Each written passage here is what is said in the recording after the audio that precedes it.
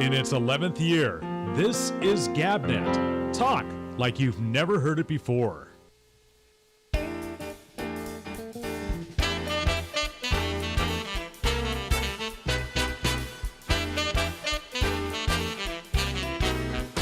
Oh, yeah.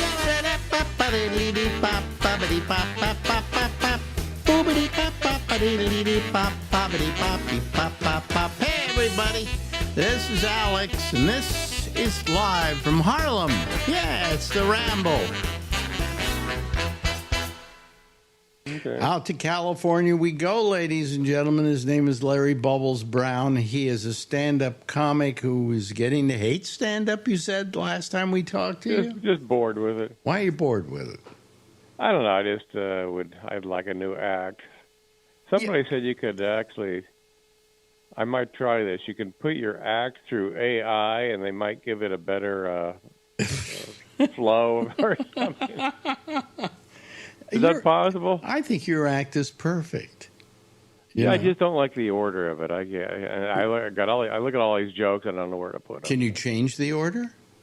I'm trying to do that, but it's very frustrating. I don't know how to do it. Why is that frustrating? Why is not being able... I'm not good at composing, I guess. I got to run it through, what's it called, Grok? Grok or AI? Yeah. What do you want? What do you expect AI to do for you? Maybe it'll give it a nice new order. I don't know. Nice new order. Yeah.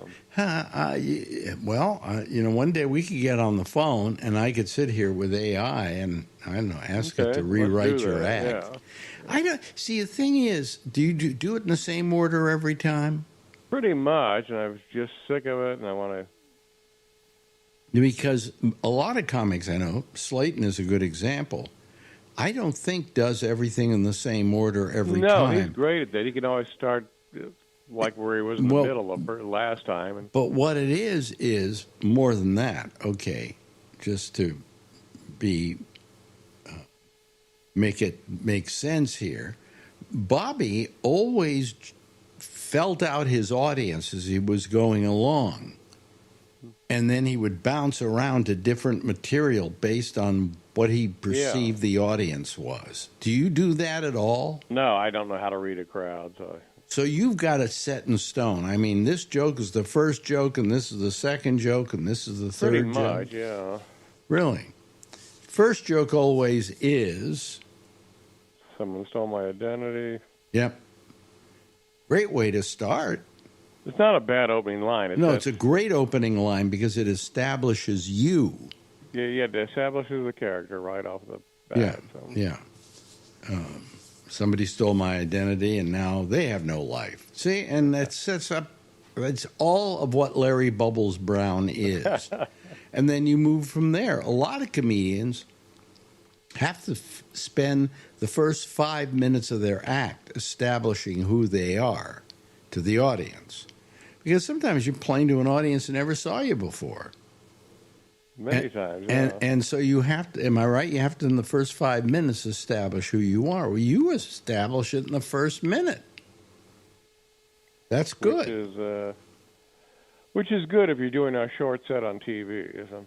Oh, especially on, that's what you did on Letterman. Yeah. Mm-hmm. And Letterman, I loved you on Letterman. I just, I always said it's a shame you never went back on. Well, two was enough. Well, because you were really good. I mean, the last time you were on, didn't they say good things about it? They did, yeah. Yeah. I mean... Letterman actually talked to me, which his staff was shocked. What do you mean, after the show? Yes, we're standing behind the curtain, and suddenly he starts talking to me, and I was kind of caught me off guard. And then when I went back to the green room, his entire staff said, "Oh my God, he doesn't do that to anybody. He was talking to you." So he talked to you before you went on? No, after. Oh, after you went on? Yeah. Well, I mean, that's, in the old days, it used to be that Carson would call you over to sit on the couch. That was the equivalent. Yeah, you were annoyed if that happened, yeah. Yeah, well, you were kind of annoyed by him talking to you. Apparently, he liked what you did.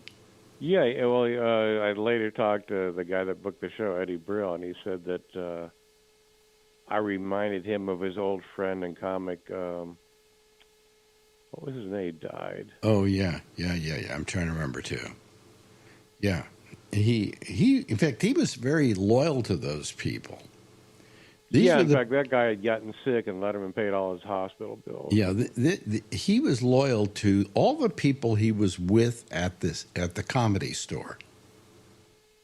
And for instance, what's his name? The black comic who was my engineer at WMCA. Jimmy Walker.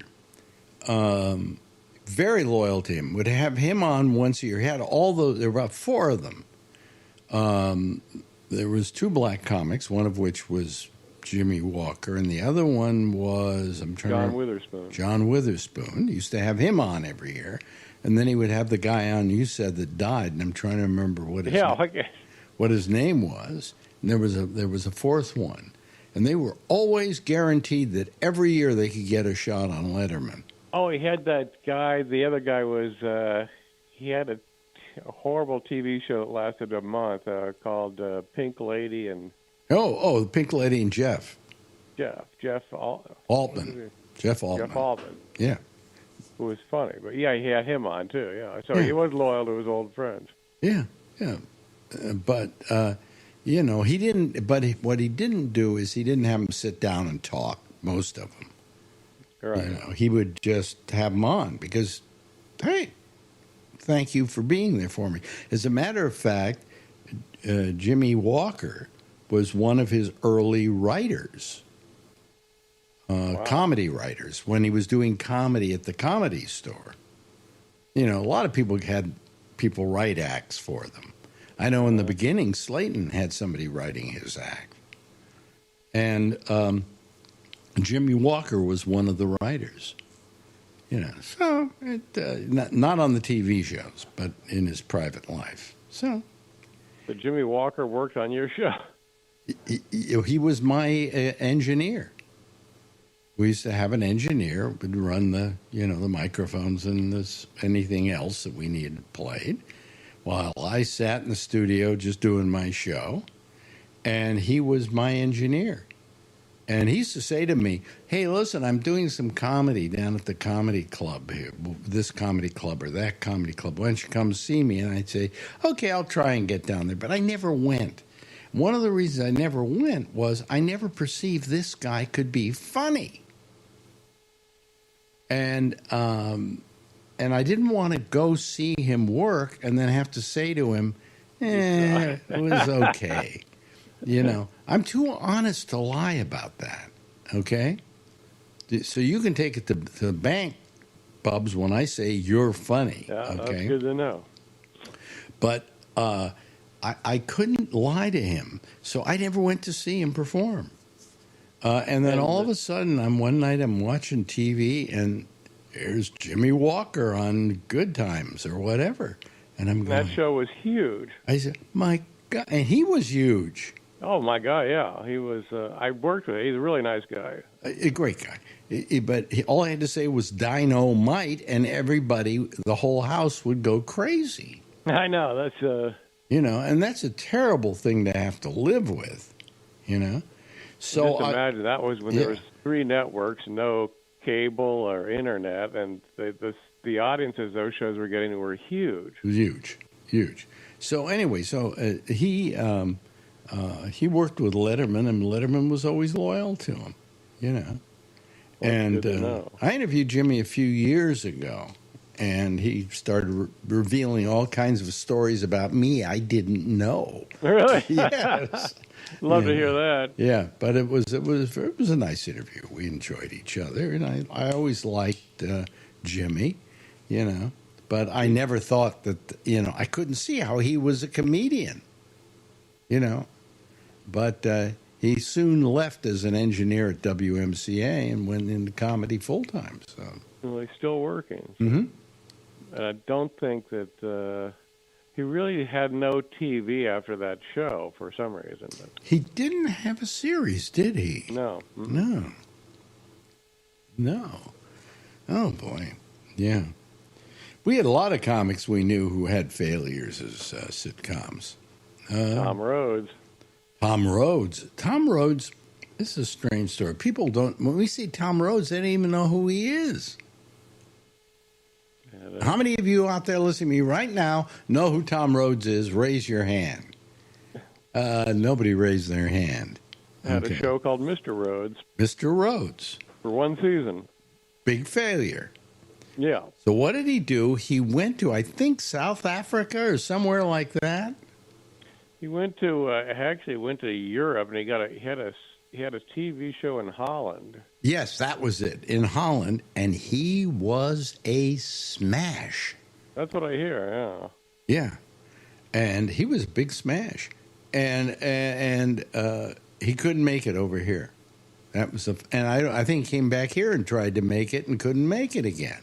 Right. Yeah. You know, do you ever meet up with him at any of the clubs or anything? He like that? occasionally, once a year, he'll go through the Throckmorton. Really? Yeah. But he doesn't have much of a career now, does he? Well, like older comics is tough. So I think he still lives in L.A. But Yeah. But anyway, Tom Rhodes. The other one was Kevin Meaney.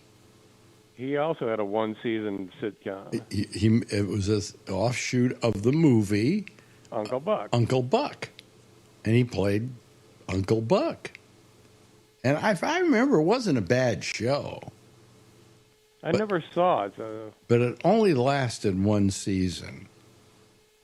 And every now and then when I'd want to give him a bad time on the show or whatever, I'd refer to him as Uncle Buck. You know. But Kevin Meaney, in the pantheon of people you've known that were funny, on a level of A to F, okay, what was Meaney? Meaney would be A+. I'd say the same thing. Meaney was so funny, ladies and gentlemen, and you may remember this, when he would do our show, he would go into a riff, and he did these riffs which were exhausting. Go forever. Go forever. You know, with Michael Snyder, I remember that was the classic That was one. the funniest thing ever. If I bring this up to Michael, he hates it. You know, and I still do movie reviews with him. Michael, in the middle of his interview or something, his review was a movie with Sean Connery. Yeah, and he did a quick And James he did a Bond voice. quick, really bad Sean Connery impression. And then he started to go on some more, and Meaney jumps in and goes, "Do Sean Connery again." And he goes, "No." He says, "Do it. Do it. Do it again. Do it. Do it again. Do it again. Do it again." Now, this is what Meaney did. He was relentless and kept saying, "Do it again. Do Sean Connery. Do it again. Do it again. Do it again." And he just kept going with the "do it again." Now, at a certain It's like for point, 20 minutes. at a certain point, it starts to hurt, okay? Yeah. And then it starts to become hilarious. And then it gets to the point where you want him to stop because you're hurting so much from laughing. But it was a kind of humor that you had to be brave to do, because you had to be relentless. You had to believe in what you were doing, you know, and not give up on it. And by the time he was through with Snyder, I couldn't stop laughing. And to this day, the whole studio was rocking. I remember that. If I remind people out there, okay, I mean, if I remind Snyder about that moment, he doesn't want to talk about it. Yeah, really? Oh, he just, I went, "That was a great moment in radio." He said, "No, he never, he did not find it funny. You have that on No, tape somewhere? I do not have it anywhere. Oh, man. I should probably go through some tapes. I still have some tapes to get here, but I haven't. I don't remember when it happened, or it was a Friday. That much I know, because that's when we did our movie. It was reviews. movie day, yeah. Yeah. So anyway, Meanie was hilarious. But there's Well, who else had a show that comics? That well, we know? always talk about what's his name up in Sacramento, Jack Gallagher. Jack Gallagher. Jack Gallagher's, I think, the classic case of having a show. It never got on. He did a show. It's called, I guess, Here's Jack or something like that. I thought it did get on. So. No, it didn't. What happened was, and I've told this story before here, and if you've heard it before, go somewhere else and come back in a couple of minutes. ABC believed so much in this show that if you opened up TV Guide that week, it was on a Monday, I think, they had a big double-page ad in TV Guide. Now, that's a lot of money, okay? And they spent a fortune on advertising the show. They believed in it so much. And the TV Guide comes out on Friday, and I open it up, and there's this big double-page ad for Jack Gallagher's show. And then I go to watch the show on Monday, and there's no show. And I finally get a hold of Gallagher, and I say, what the hell happened? He said, well, this is what happened. He said, they believed in that show. They really believed in it. And then, and this is like something out of a Seinfeld episode. This was on a Friday. They had to put the ad in the week before, you know. So, but then they fired the head of programming at ABC. And a new head of programming took over. And I believe it was a woman, and she didn't like the show. That is exactly what happened on Seinfeld. Yeah, it's exactly what happened on Seinfeld. It might be that Larry David heard about this and decided to write it into his show. And he gets a call, and they say, we've decided we're not running the show. It's been canceled. And, you know, there's Jack. He's waiting for Monday to come. After Monday, he's going to be a household name, right? That was it. That was it. Yeah. You know, it never got on, as I remember it. Okay. Now, you know, why do you pay that much money to do a pilot? Why do you pay that much money to do a double-page ad in TV Guide without doing something about it? You know. God. And I said to Jack after he told me this story, I said, just tell me something.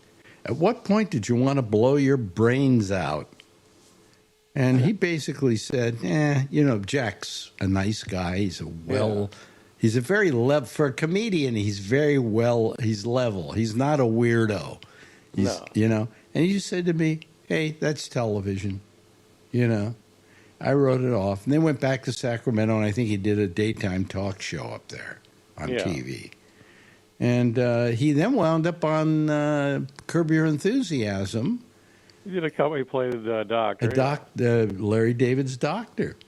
So, you know, he was he's a great. You've worked with him lately, right?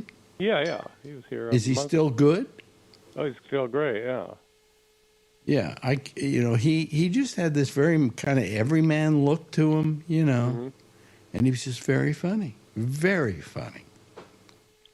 But there are all kinds of people I feel should have made it. I think if you had pushed yourself, you probably could have been a character actor in a sitcom. That's what I wanted to do. Yeah, and then you'd have to live all the rest of your life with some catchphrase. Yeah.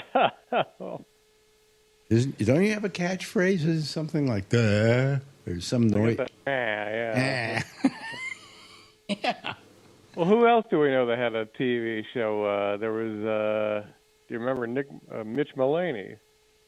Well, I didn't know Mitch.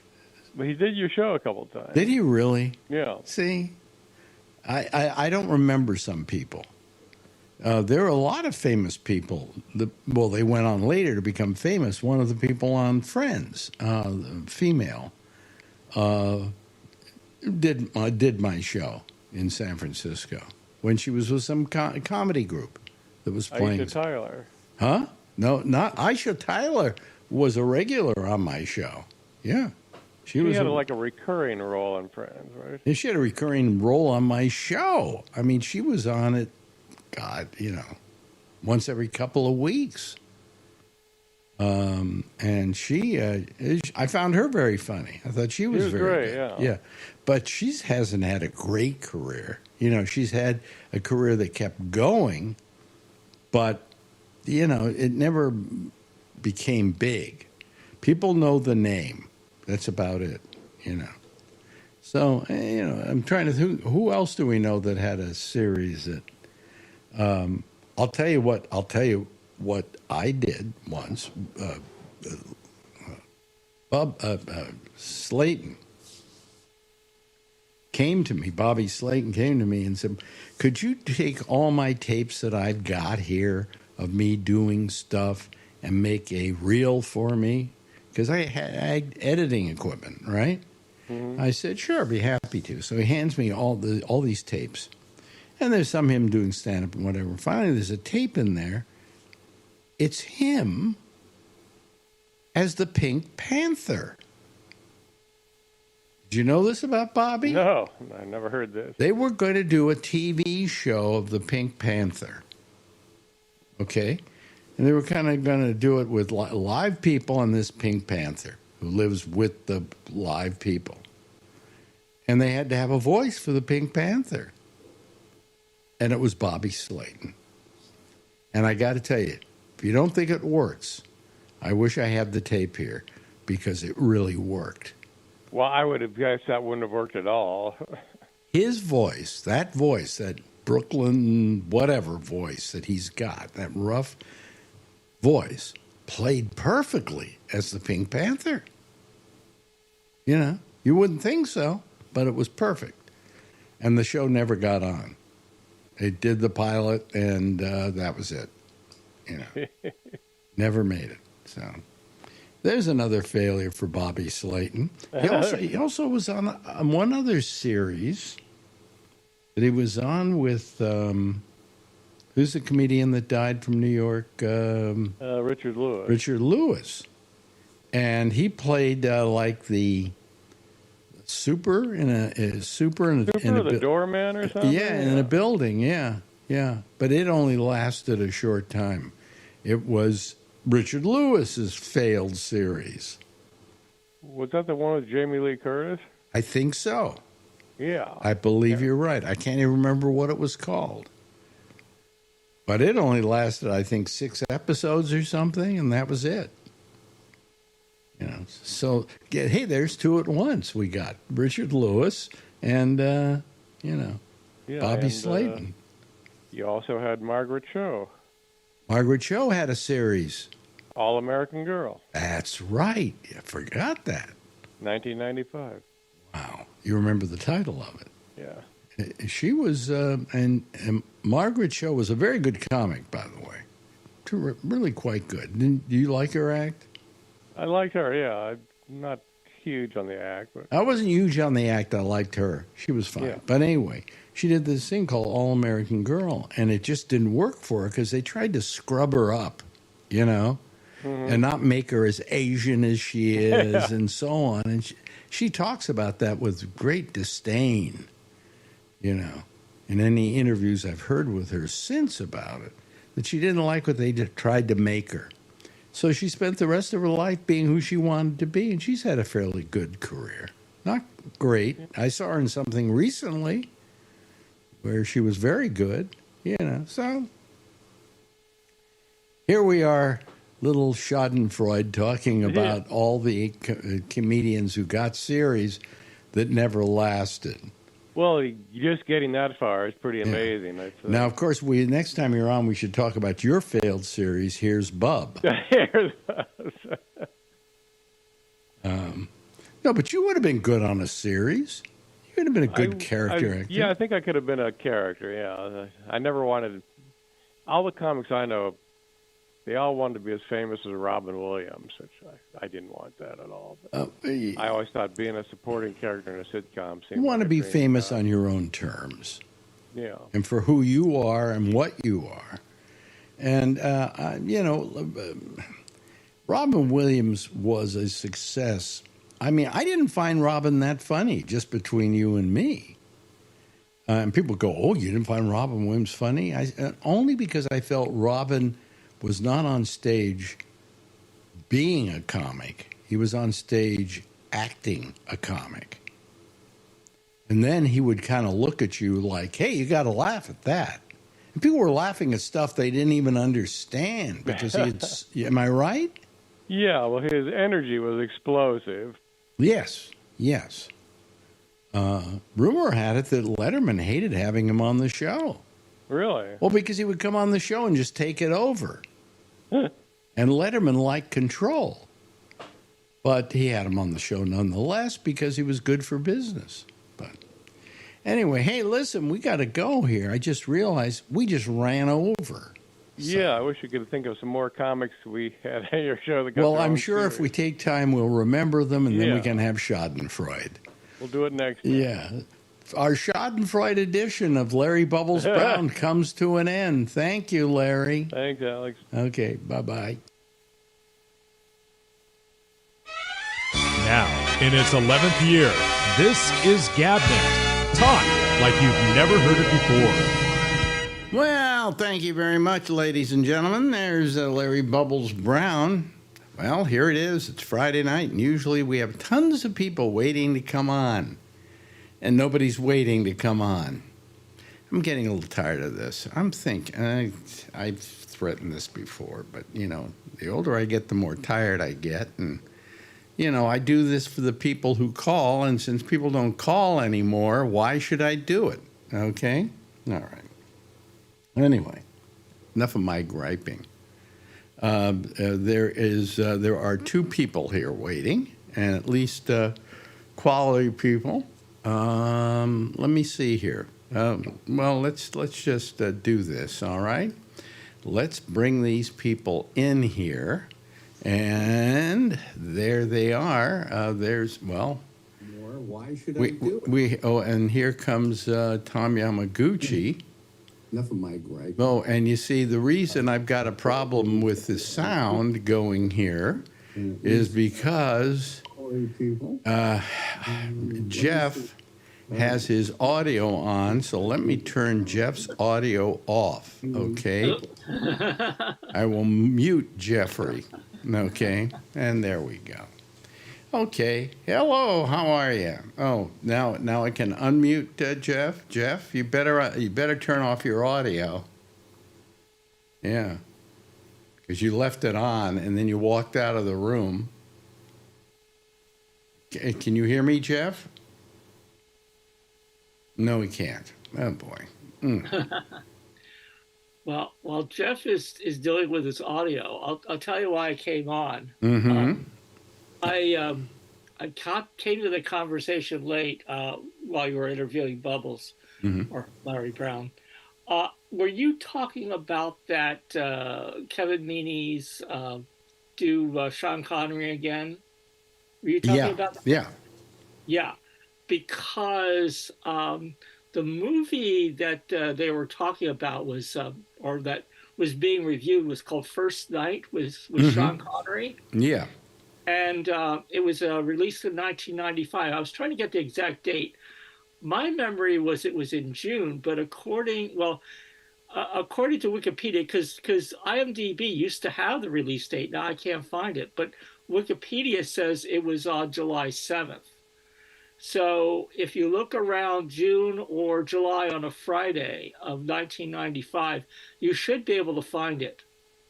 Well, maybe I can and maybe I can't. It's a question of whether or not I have access to that tape, whether the tape's around. Now, you said that was 1995.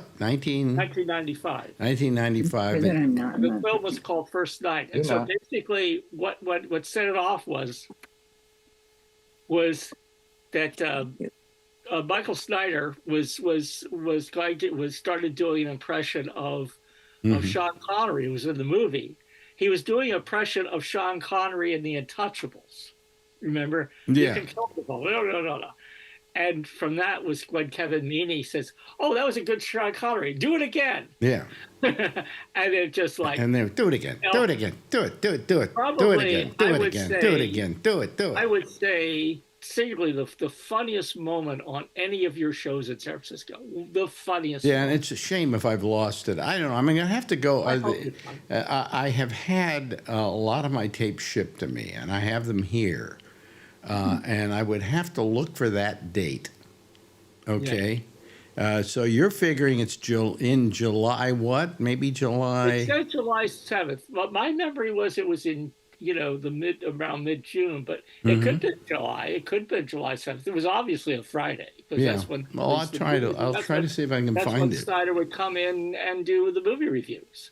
Yeah, so it would have to be a Friday, and it would be Friday in what, in June?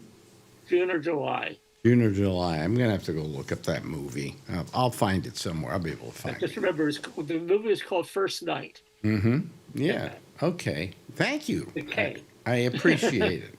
1995. Let me hold on a second. Let me just write this down, because if I don't write this down, you know what happens to me, folks.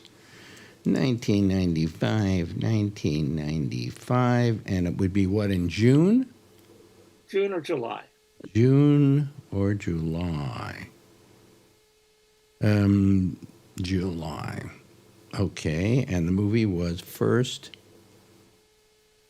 Night. With Sean Connery. Yeah. Yeah. Okay. And you're sure that was the movie that we're doing? Oh, I know it was a movie. Oh, okay. All right. Let me turn on this air conditioner here. It's getting a little hot in here.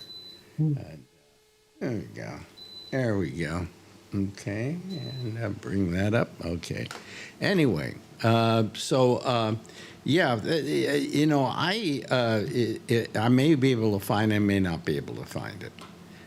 Not all my tapes were shipped out here. And I got most of them, but I got to get some more. I got to get the rest of them sent to me and finish it off so that I have them all in-house here. And I have them all in the closet in here, believe it or not. So years of mediocre shows in San Francisco, yeah. And a few brilliant ones. And a few brilliant ones like that one. Yes. Hello to our good friend, Mark Thorner. Nice of you to call, Mark. And how's everything down in Florida? Fine. I want to add something about Kevin. Because of Sirius Radio and Jay's show, I got to know Kevin. Mm-hmm. And I'll send this to you. I did a birthday card. And it's based on his New York style cheesecake. Mm-hmm. Which I still think about. I think it's one of that and the Big Pants stuff. But it's literally like a print ad if it really existed. Meanie brand, New York style cheesecake. Yeah. And I was like, yeah, another one who's gone. This was way before you discovered him, though. Oh, when yeah. I had him on. Oh, yeah. And he would come on, and he would be so funny that I would have to ask him to stop doing whatever he was doing because my stomach was hurting. Mm-hmm. And I read a thing today. It was a trivia thing on Roku, and they asked in the movie, what was that movie? Oh God, the movie. A movie with Billy Crystal and I'm trying to remember the other guy who was in it. Anyway, Princess Bride. Oh, okay. And one of the actors in the film was injured by one of the actors. And finally, I got it wrong, and below it said the answer to it and a little factoid about it. And it said it was Billy Crystal that injured this guy. And the reason he injured this guy is he was laughing so hard at something that Crystal was doing that he broke a rib. Oh. So all I could think about at that moment was Kevin Meaney and the fact that once I had to ask him, please, Kevin, stop. Just stop. because, I mean, it was hurting. I was in pain. You know, I said, it's not that you're not good. It's just I'm in pain from your making me laugh. So, but he persisted. So, yeah, what can I say? Nonetheless, he persisted. Got hairs in my nose bothering me today. Anyway, how y'all doing? Good to see you all. Sorry, I screwed you up at the beginning there. Yeah, well, you know, don't leave the room and leave the sound on. I know. Yeah, Duh. yeah. And we have, of course, Tom Yamaguchi and the lovely, attractive Charlie Wallace, who once again is not at home. You slut. Boy, it sounds like you're having the time of your life. Yes, sir. I am. Do you beg for nights when there isn't coaching? Yeah, actually, the only time I'm ever over at my place now is if I'm umpiring. When you're umpiring, yeah, yeah. So anyway, what was I going to say? Nothing much happened today in the news. Except that the mayor of Newark got arrested. Oh, I forgot about that. That's a good story. Oh, nothing much happened in the news. Well, they arrested the mayor of New York.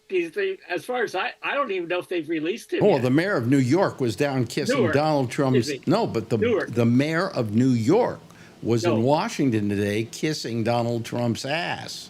Okay. Yeah, but the mayor of Newark went out to protest Vice. They have ICE. They went ICE. Yeah. They went on an inspection. He went with 3 Congress people from New Jersey to inspect this detention center that they opened up that they didn't get the proper permits for, and they were violating local ordinances by opening up this detention center. And they said that they had to let the Congress people in because there was a law, but they said he couldn't go in. So he left. But they went out and arrested him anyway, even though he left. Really? Yes. Yeah. And I haven't seen the video footage of it, but supposedly the video footage is pretty ugly. Yeah, it's like people tearing at each other and stuff like that. It's like, wow. My God, it's awful. Well, I'm proud of the mayor of Newark. Oh, yeah. You know, for doing that. And did they let him out? I didn't hear anything about them letting him out. I haven't heard anything. No. Oh, well, you know, my hat's off to him. Yeah. It just gets crazier and crazier. We're living in a fascist country now. Yep. We are in a fascist country. Yes. Yes. Yes. Yes. I don't know that we haven't been for years, but that's just my opinion, you know. Because I've often referred to this on the radio when I was doing political talk shows, that this was an illusionary democracy. You know, that we only think we're a democracy, but we're not really, you know, because we don't live it out. Because I said, you know, you want to go out and say something that people don't agree with, you're going to get arrested. Isn't that what happened today in Newark? Isn't that an illusion of democracy? Yeah. Oh, it's a democratic nation, yeah, where we arrest mayors of cities for going to say, hey, you don't have the proper licenses to open this place. You know? Terrible. Terrible. But that's just me. I've been, you know, I've had an attitude about this country for years. So people go, well, it's America. What? If you don't like it, leave it. And I go, hey, I was born here. You know, I have a right to stay here. And I have a right to stay here and protest and to protect my country. Right? You know, if I leave it, I'm leaving it up to them to take it over, you know, so. You were having a little look there, Mark. Any thoughts about that? Well, we're not having our pursuit of happiness. Well, it's not pursuit; it's pursuit of happiness. Yeah, exactly. Yeah. And it's like everything that is wrong, that is going wrong. Hmm. And the fact that there's like no common sense. Um, it's like going backwards. It's not, I used to joke, the joke, one step forward, two steps back. Hmm. It's now we're going miles. Like, yeah, it just, and I really was hoping that there would be more comedians, more of your pals speaking out about this. Because I am surprised by how many people are acquiescing to Trump because they're in great fear of being prevented from doing what they're doing. I mean, the movie companies are kissing his ass, the tech companies are kissing his ass. And what they're doing is, by doing this, they're giving up this country to him. I mean, when I see, I mean, I don't want to use Amazon anymore, although I kind of have to. But if there was anybody else I could use, I wouldn't use Amazon because I just don't like the way Bezos has just kissed Trump's ass. And of course, I hate Meta. That little weasel has like just completely gotten on his knees and started sucking away. And you can go to all these other people. I mean, Apple has kind of. He went to the inauguration, but I can't see how the head of Apple is Tim Cook is that endeared to Donald Trump because he's gay. And how can you be gay and be pro-Trump? I just don't understand that. Impossible. Well, Commerce Secretary is gay too. Who? Commerce Secretary, isn't it? Bessent. Bessent is gay. Who? What's his name? Bessent. Bessent? Bessent. I don't really know who you're talking about, but The Secretary of Commerce. The Secretary of Congress. Commerce. Enunciate. Yeah, I can't pay attention to half these guys. And did you see who they just made the district attorney of Washington D.C.? Janine Pirro. The one they call Judge Box of Wine. Judge Box. I think that's what Liz Winstead calls her, Janine. Judge Box of Wine. No, jeez, yeah, she's amazing. Didn't she have some problems though? Also, where she got arrested or something for something. I'm trying to remember what it was. It goes back a while. But she's works for Fox. That's a problem. Well, she works for Fox, obviously. But you know what's great about all these people he's hiring from Fox? At least it's getting hard for Fox to find employees who'll stay around. I could poach him from Newsmax. But he's not really poaching the big guys. He's poaching the weekend people. The second stringers. The second stringers. Yeah. Yeah. So I mean, but he went and poached a lot of them. I mean, if I were Fox, I'd give him a call and say, "Will you stop this?" Probably has, and they haven't listened. Yeah, right. No. They don't want him mad at them. So. Anyway, so I don't, Janine Pirro, that one really got me, What world is he living in?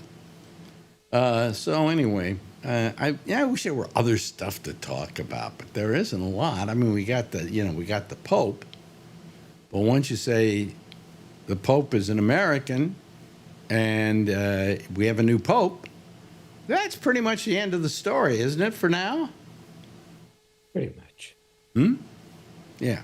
There's more to find out. He says something liberal, and then Yeah. As I said last night, I really want to learn more about Leo the 13th. Supposedly, he was like really radical. He wanted to reform capitalism. He wanted labor unions, and Yeah. So if this is the guy's following in those footsteps, I'm really optimistic. Well, I'm very optimistic. What were you going to say, Kevin? He was continuing the St. Francis legacy kind of thing. Yeah. Yeah. Well, but I think he can take it one step further. And the fact is, he's a much younger guy. Okay. Yeah. He has been brought up in an atmosphere where things are slightly more hip. You know, I mean, like he's a Red Sox fan, or is it White Sox? No, it's a Red Sox fan. White Sox in Chicago. White Sox, White Sox fan. He seems to be, pretty hip to stuff, and so he's a little more contemporary, especially compared to the other Cardinals. I mean, come on, they all look old, and he kind of still was on the younger side. So to have somebody that young kind of makes him hip, so. But anyway, so Bree. Yeah, he. By the way, here's Bree, and he's not out eating. Are you, or are you? Yeah, I mean, I was. I got it takeaway.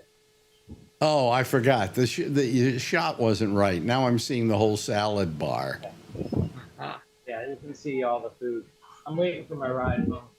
You're waiting for your what? Very delicious. Right. That looks pretty good. Yeah, but you know something? That looks like a salad bar anywhere, not in, not in. If I showed you specific dishes.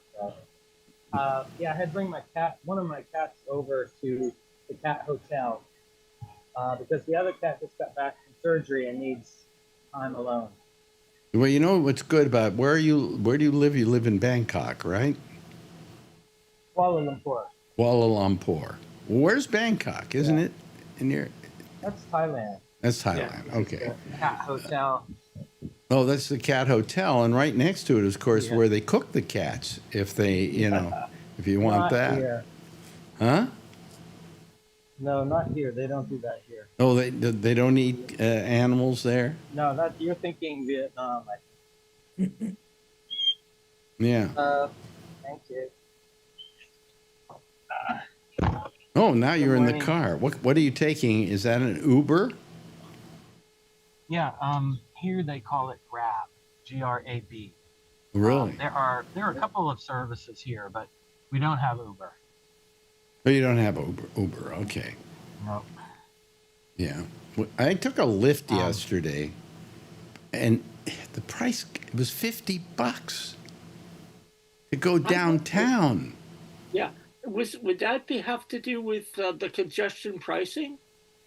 I don't think. Well, some of it has to do with the congestion pricing, but not all of it, because I found out from the Uber driver, or not the Uber driver, the Lyft driver I had the other day, that they only have to pay once when they go over the past, I think it's 69th Street or what. They only have to pay once a day.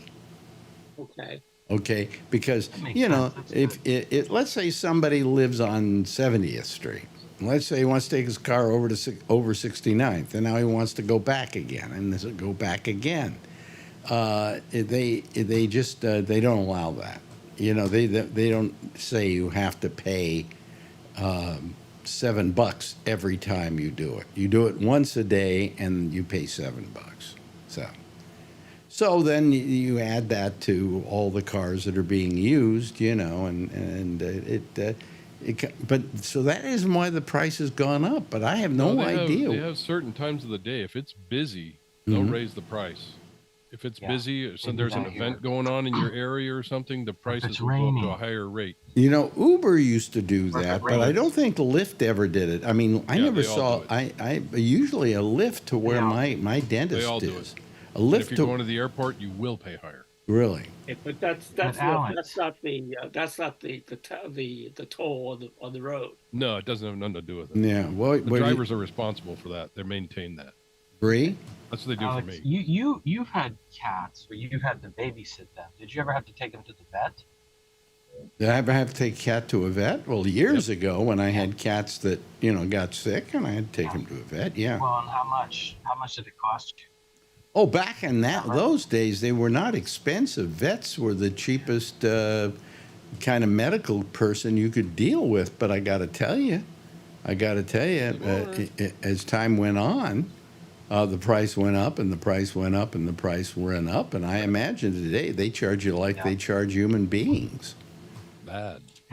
It is. Is it bad? Well, you want to know. Yeah, it cost me probably $300 to go take him over and get a couple blood tests done and some meds, and it's usually about $300. Wow. For a 20-minute. She had to get an MRI. Oh, there you go. And post-op boarding. It was about $1,000 US. Yeah, that's about what it would be here. Yeah. Wow. Jeez Almighty. And then you try and buy cat insurance. It's worse than people insurance. You can buy pet insurance, I know, but how much is it? Ridiculously high. What do you mean? Give me an example of ridiculously high. high. The last time I checked, we had 2 cats. I only wanted to insure one because he was sick, and it was going to cost about $65 a month. Wow. That's for a cat. Yeah. But let me ask you this. Let's say you have 2 cats, right? And you have insurance. Why don't you have insurance for one cat and they don't know which one you're bringing in? That's what I was thinking. That works one time. They know because they got chips and all that other crap. So they have chips too? Oh, yep. I know. They know how to identify them. Now, how much? Their birthday. You want to hear a funny story, Alex? Birthday and Social Security. What, Bree? So they came to me and they said, okay, we got the liquid, out of her ear, and we found this tissue. Where do you want to send that for biopsy? And I said, sure, find out what med she needs to be on. It's only an extra $80. So they offered me 2 choices. They said, if you really want to know for sure, we got to send it to the pet special lab in Hong Kong, or we could send it to the human lab locally, but they're not as. The human lab isn't as good as the animal lab? That's right. That's exactly what they told me. Okay. But that doesn't make you feel that doesn't make you feel very good, does it? No, it doesn't. And she said, well, I said, why aren't they very good? She said, well, they're not always precise or exact. And I said, there are only 5 or 6, bacterial strains that this could be that are common. You're telling me that a human lab can't identify the 5 most common bacteria for cats? Like if they can do it for humans, they should be able to do it for cats. I said, send it to the human lab because we'll get the results back quicker too. So now, and then when I went there 2 days to pick her up, I'm like, so what's the tissue? Oh, the courier didn't come yet. I'm like, well, can't you just take it over? Oh, we have like 4 or 5 samples. We're waiting for the courier. So they're sitting there for 2 or 3 days with the tissue sample because the courier didn't come.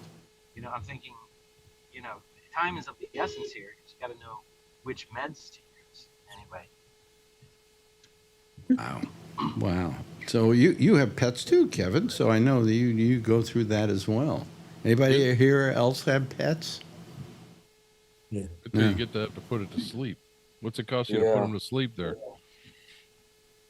It's cheap. Euthanize them. Yeah, that's easy. Take them out back. Take them out back. Yeah, Christy. Yeah, I was going to say it's do a Christy gnome. It's the only right thing to do. Where's Cricket? Huh? Where's Cricket? Yeah. Hey, Brian. Brian. How you doing? Doing okay.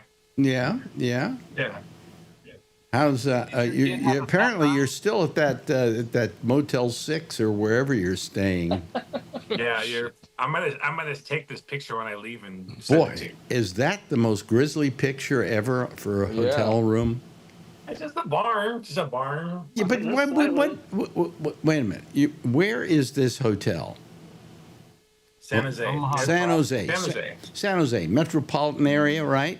Silicon Valley, in the middle of all these high-tech companies. Yeah. Why is there a barn on the wall? I don't know. I have no idea. That's what was there before they put the hotel in. Probably. Orchard, yeah. That was there 100 years ago. Yeah, doing good. I got so the company I've been consulting with for the last month offered me a job, a permanent position there. So yeah, so I'm gonna take their offer, and that gets me a loan and gets me my house, the townhouse I've been trying to get for the last like 3 or 4 months. So it's still available. So yeah, so next week should be exciting. So you leave your job, which you were at for 21 years, and all of a sudden, you can't buy a house? Because I have no income. Huh? Gotta have income.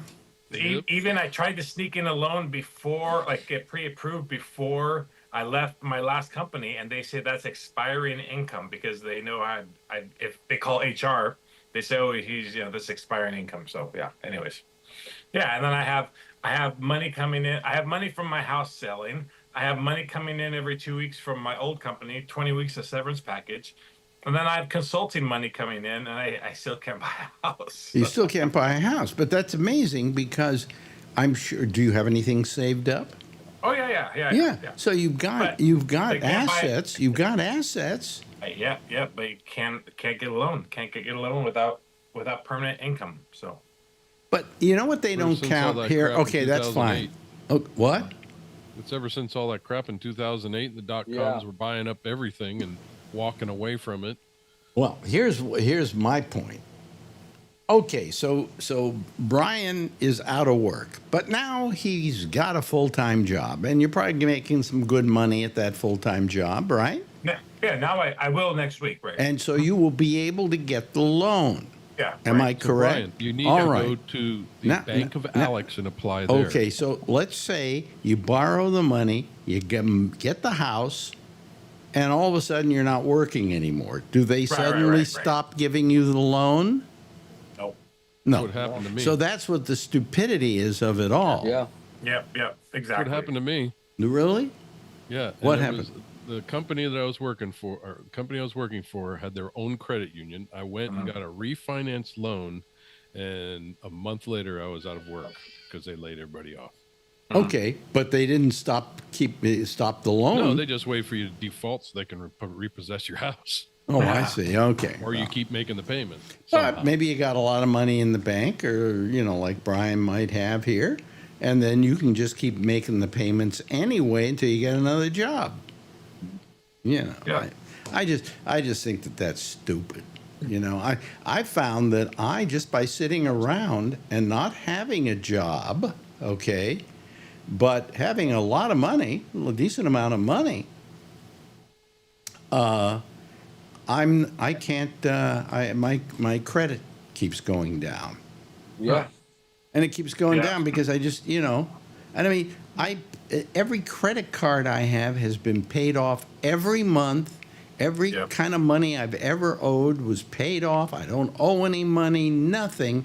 And all of a sudden I'm looking, and here comes the latest month of, I don't know what those companies are. Yeah. Credit's credit's terrible. But I mean, come on. Why does my credit suddenly go in the dumper? Because I'm an older guy? Oh, thank you very much. That's the answer. There's definitely a sweet spot where they want you because I had one. I don't have many credit cards, and I had one, and I paid off $1,000 off it because I was going to get it down further. So it's $4,000 on the credit card, and all of a sudden my credit dropped like 30 or 40 points. My lender says no, it's impossible, but that's the only thing I did in that time, and then. And I went, and then the next 4 weeks, I used that card little by little and made sure that card was over about $5,000 that I owed on it, and then it jumped back up 40 points. Well, what they tell me is if I will go out and get a credit card from one of these two bozos that send me the stuff every month and keep telling me that that my credit sucks or it's gone down or whatever, but that if I get a credit card from them, my credit will get better. Yeah. What do I need that for? Come on.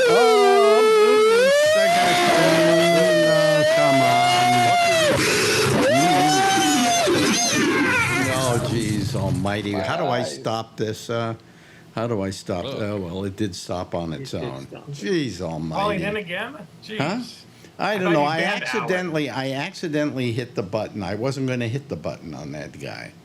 Oh, well, let them ding me over at YouTube. I don't care. Excuse me, folks. That happens occasionally. These guys have a tendency to do this. And the thing was that I didn't even push the button. It somehow did it itself. Yeah. Oh. But Great. and Found I'm another just way. too out of it that I can't remember how to turn it off fast enough. So so Gotta I have, like the old cough button, you got to have the other button. Remember the old cough button and yeah. radio? Well, actually, what I should have done is I should have just done this, and then we would have been fine. But I didn't do that. So I'm an idiot. All right. So what can I say? Anyway, I hope you all enjoyed that little short subject we had there. That didn't fit on. It didn't fit on my phone, so I'm glad I didn't see anything. Oh, okay. Too many screens. All right. Well, maybe I just, what I might not do? I just might not post this show. That's what I want to do. And maybe over the weekend I'll take the video Edit of it it out. and edit it Why out. are But these I'm guys always not black? going to do it tonight. I don't have time to do that anymore. What are you laughing about, Mark? Carly said it's What? And then why are these guys always black when they? I'm like, No, it's always the same video. Yeah. They think they could come up with a better video. I mean, look at I it. hadn't seen that one before. Sorry. You haven't seen that one before? No. No. Well, he was just peeing, right? No, he was doing a lot more than that. He was doing Yeah. singing and everything else through that. Never mind. Yeah. I don't need to go over it. Well, let me see. You know what? I'll tell you what bothers me is we've got this thing called Zoom, and it's fine. It's a fine little system and everything else. But then when something like that happens and I complain about it, they say, well, you shouldn't openly list your address, your Zoom address. And I'm going, well, I got to let people know, Isn't it your job as Zoom to figure out some way that we can find out who these people are by just reporting it, and then you go and follow the IP address and do a little work for me That's what I would think. and That would be solve the problem? No, that would be Too much impossible. work. That would be impossible, because people can just create new identities, create new accounts. It's VPNs, impossible. everything else. You know something? I have to say, Alex, Zoom is correct. It's your responsibility. No, it's not my It responsibility. is your responsibility. Well, then how am I supposed to let you know what my address is? Well, do people have passwords? I mean, basically, what you should have is a producer who can do this kind of work offline and put people on. No, there wouldn't be a way to do that. Wouldn't be a way to do that with Zoom. Yes, there is. No, it wouldn't. Yes, you have a person. You can't do You can't do that separately. You can do that. No, you can't. I'm telling you. There are lots of meetings where they have that. No, Yeah. meetings where they do what? Government My meetings do Quaker it. Yeah. meetings are done like that. You Government come meetings do in, it.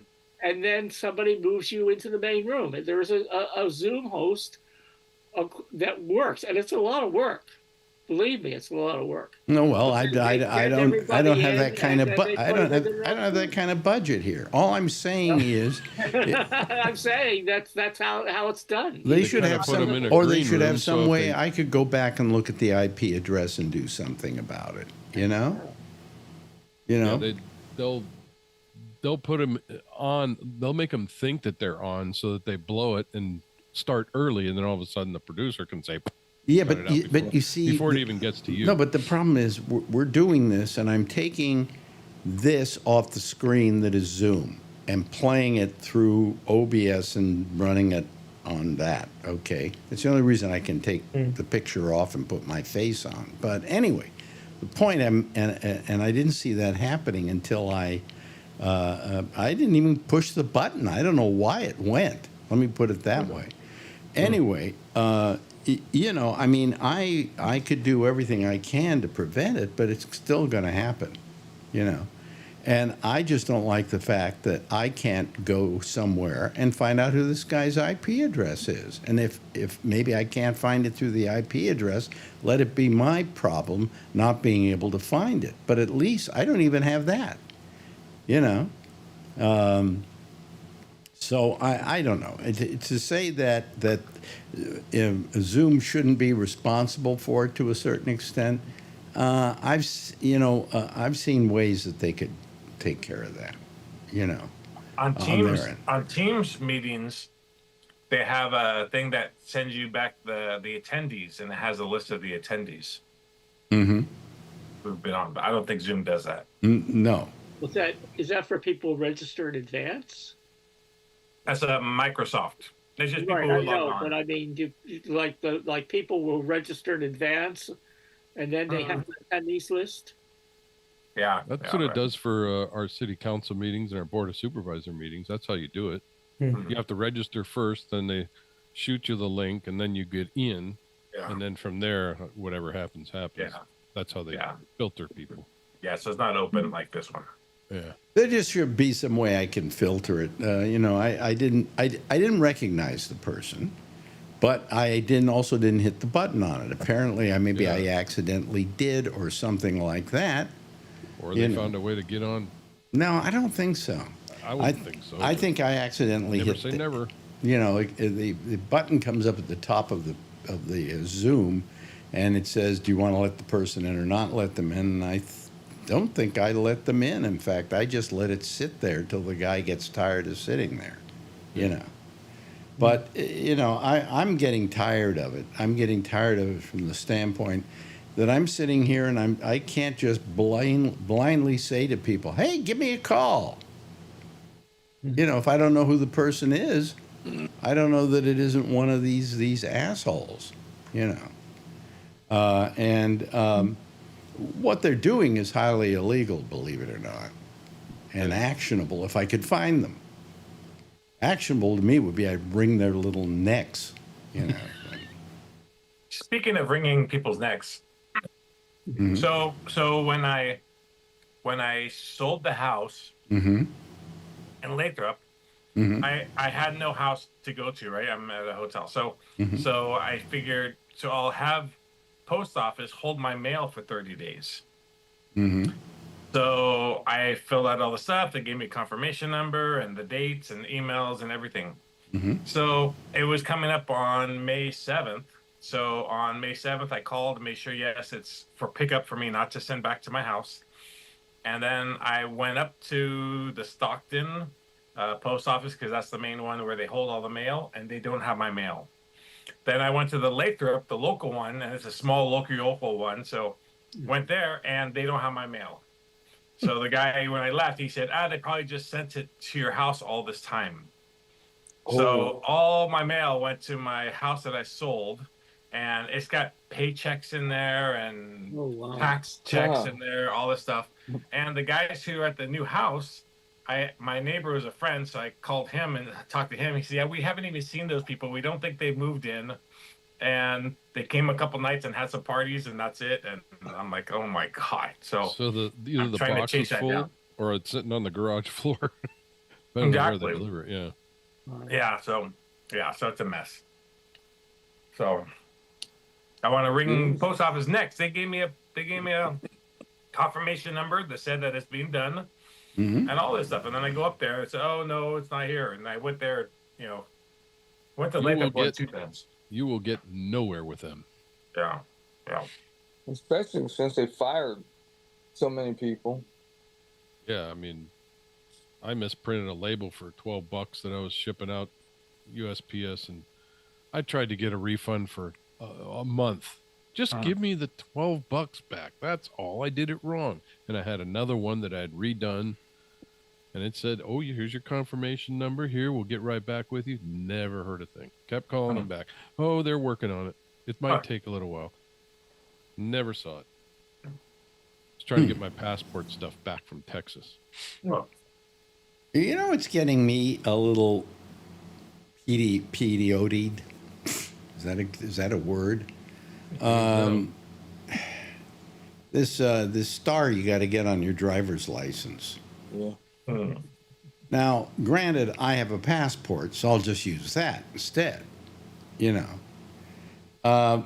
But it really pisses me off that they make it difficult for you to get it, because I've got to go down. I got to make an appointment. Here, you have to make an appointment at the driver's license bureau, and then you got to go all the way down there, and you got to get the whole thing done, and it takes you half a day to do that, and so on and so forth. What is that?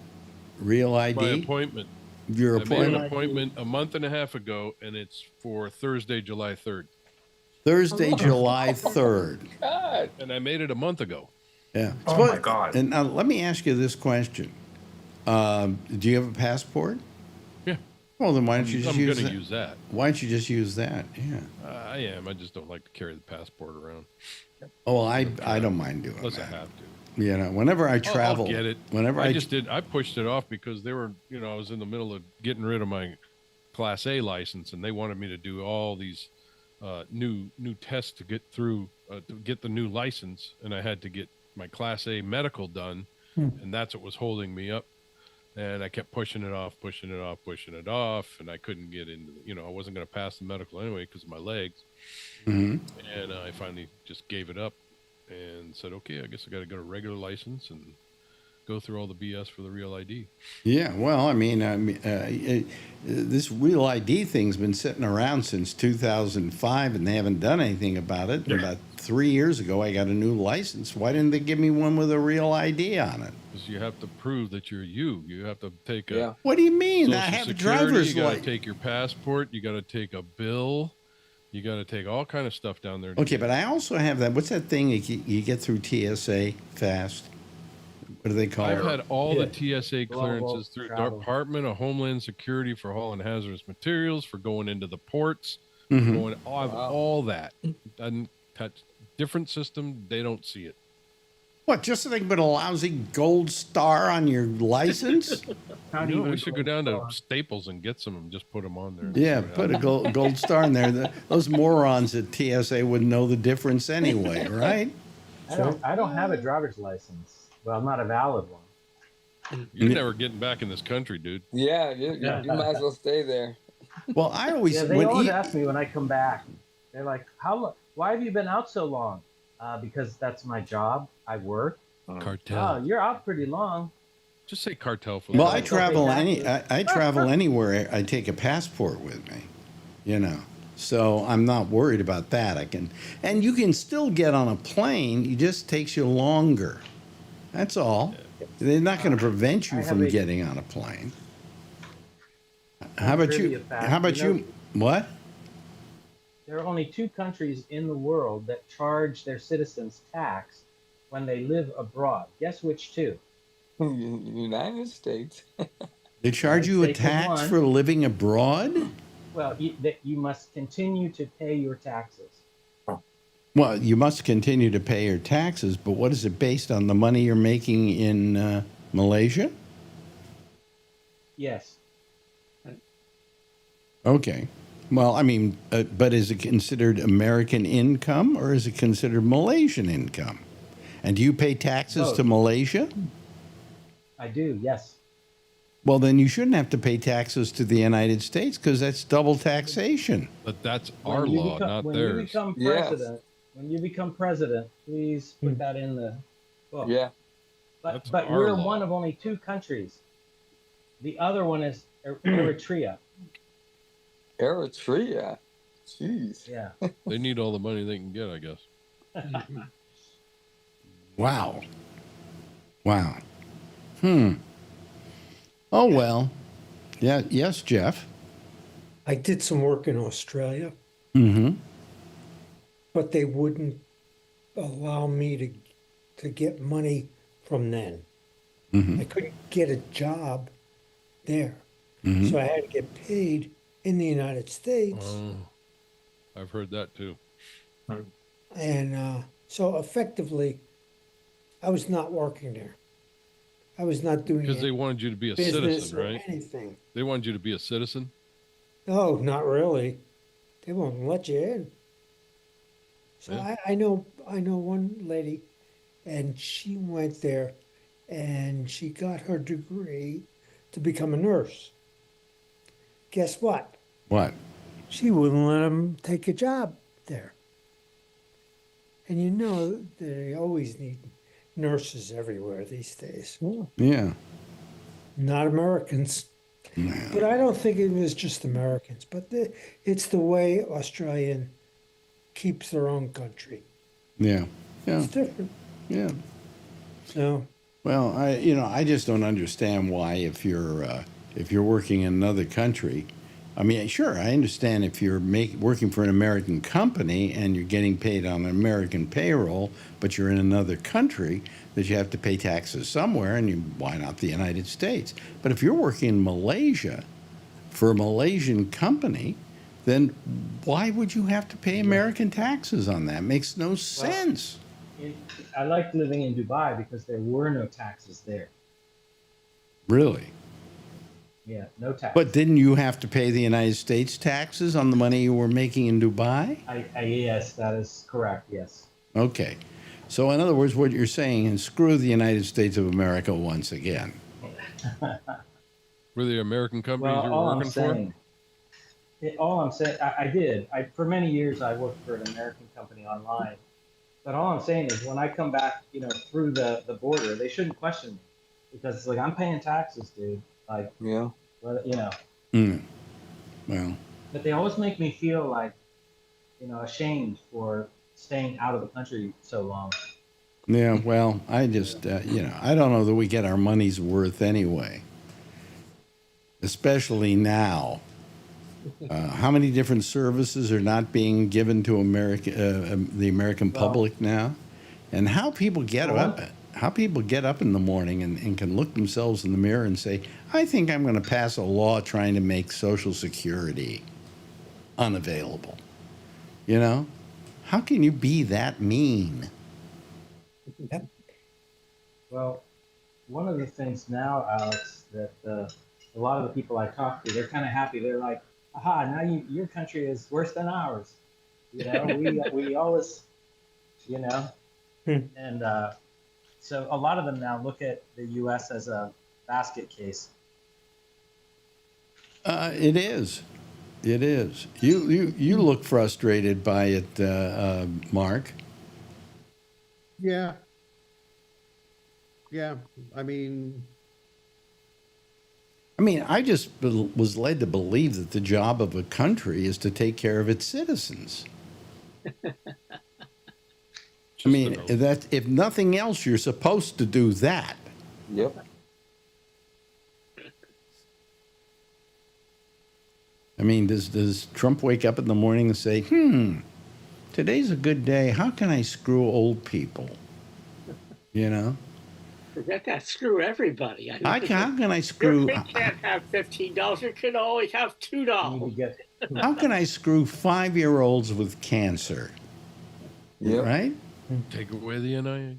Yeah, take away the NIH. Yeah. Yep. How can I deport somebody with their 5-year-old kid who has cancer? That one was a good one. And keep the cancer beds here in the country, not with the kid. What? They did not send his cancer medication with him. Oh, they didn't send it. Yeah, right. He needs his cancer medication. Oh, God. Can you believe any of that? So anyway, welcome to the United States of whatever it is. I have no idea. But you should go get one of them gold cards that Trump's selling. Yeah. And you can go everywhere. Yeah. It's only 5 million. Jeez. 5 million. Here it's like 200,000. What?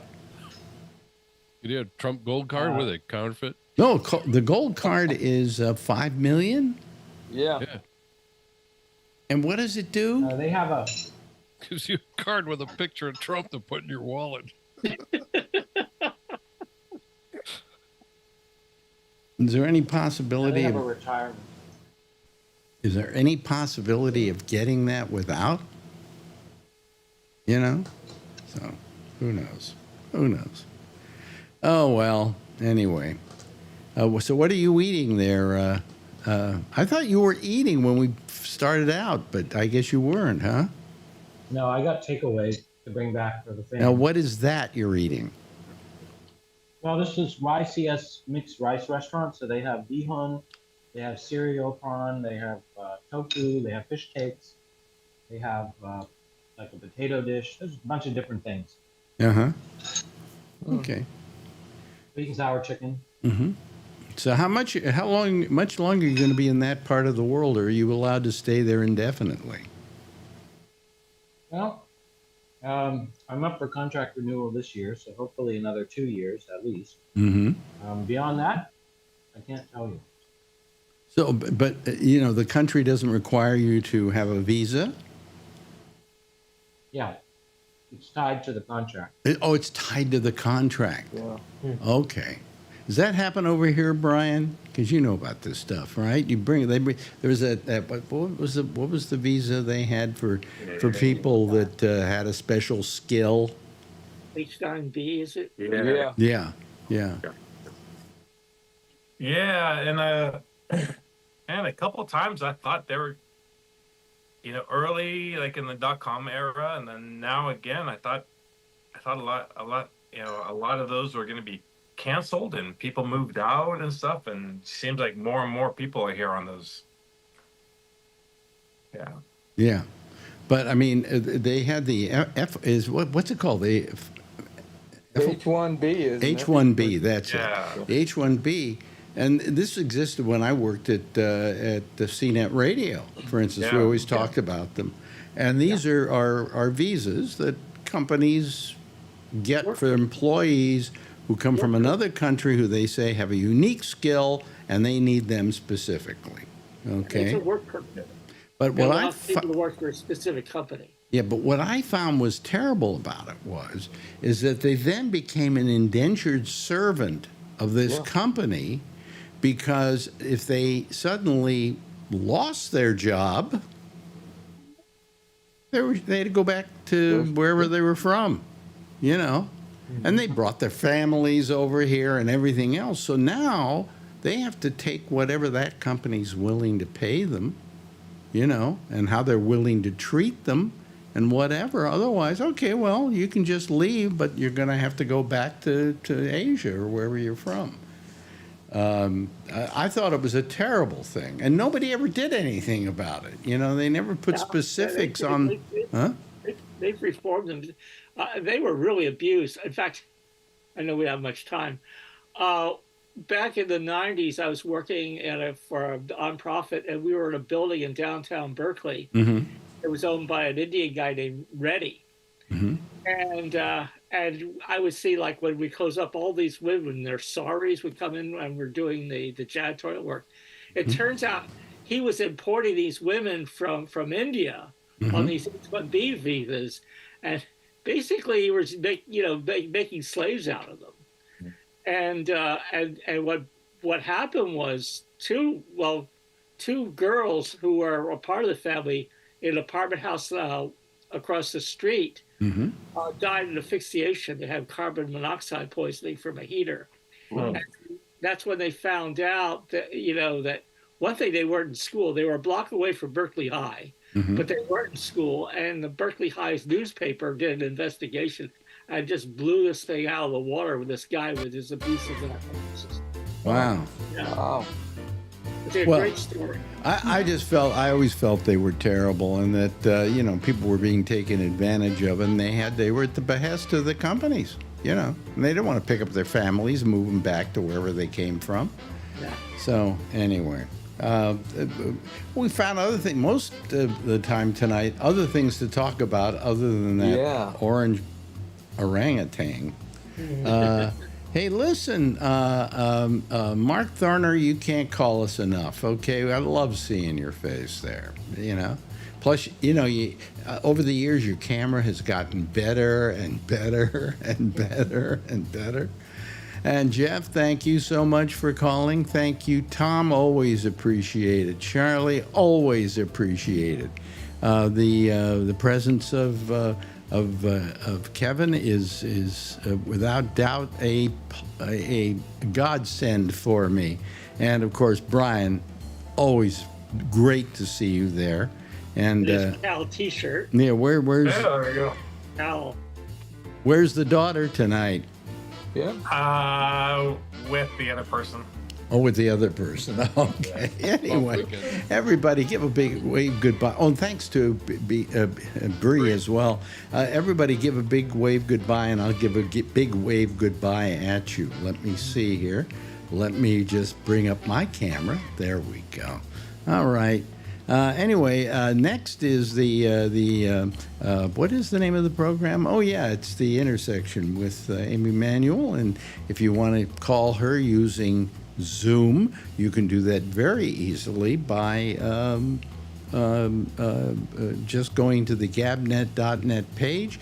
At the bottom of column 3, there are 2 names there. There's mine and there's Amy Manuel. You click on hers, and that'll take you right there by Zoom. I'll see you again on Monday with the pop-up show, and we'll see you again, of course, Wednesday. Same time, same station in life. In the meantime, as always, if you see her, tell her I love her, okay? Bye-bye.